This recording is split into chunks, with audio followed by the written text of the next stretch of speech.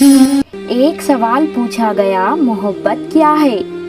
جواب دیا گیا کہ جب انسان بہت ہی گہری نیند میں ہو اور اس کے کانوں میں اذان کی آواز آئے اور وہ اپنی نیند کو چھوڑ کر اللہ کے لیے نماز پڑھنے کھڑا ہو جائے، یہی سچی محبت ہے۔